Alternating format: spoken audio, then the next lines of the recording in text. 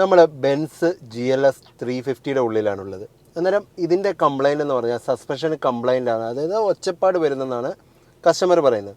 അന്നേരം മെയിനായിട്ട് നമ്മൾ ഇതുപോലെ ലക്ഷറി വാഹനമായിക്കോട്ടെ, സാധാ അത്യാവശ്യം ലക്ഷറി വാഹനങ്ങളെല്ലാം ഈ ബെൻസ് ആയിരിക്കണമെന്നില്ല, നമ്മൾ ടെസ്റ്റ് ഡ്രൈവ് ചെയ്യുമ്പം ഗ്ലാസ് പൊക്കി വെച്ചിട്ട് പോയിട്ട് യാതൊരു കാര്യമില്ല, ഒരു നോയ്സ് കാര്യങ്ങൾ നമ്മുടെ ഉള്ളിലോട്ട് വരുമില്ല. നിങ്ങളിപ്പോൾ ഒരു സെക്കൻഡ് യൂസ്ഡ് വാഹനം എടുക്കാൻ പോയാലും നമ്മൾ ഇതുപോലെ കട്ട് റോഡിൽ ഗ്ലാസ് താത്തി വെച്ചിട്ട് മാത്രമേ ടെസ്റ്റ് ഡ്രൈവ് ചെയ്യാൻ പാടുള്ളൂ ഇതുപോലത്തെ വാഹനങ്ങൾ.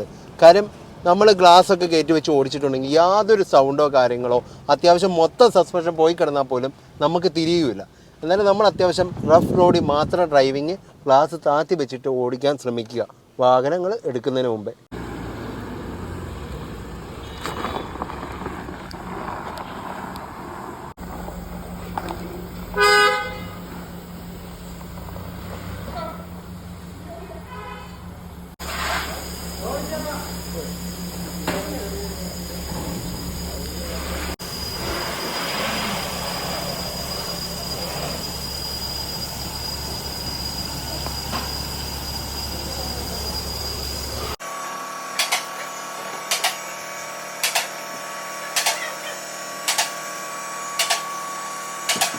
നമ്മുടെ ഈ വാഹനത്തിൻ്റെ സൗണ്ട് എന്ന് പറഞ്ഞിട്ടുണ്ടെങ്കിൽ ഇതിൻ്റെ ഫ്രണ്ടിലെ ബാലൻസ്ഡ് റാഡ് ബുഷ്, അതുപോലെ സ്റ്റെബിലിങ് അത് കംപ്ലൈൻ്റ് ആയിട്ട് ഇത് കണ്ടില്ലേ, ഈ ബാലൻസ് റാഡ് പോയിട്ട് ഈ ലോവർ ആമിന് ചെറുങ്ങനെ തട്ടുന്നുണ്ട്.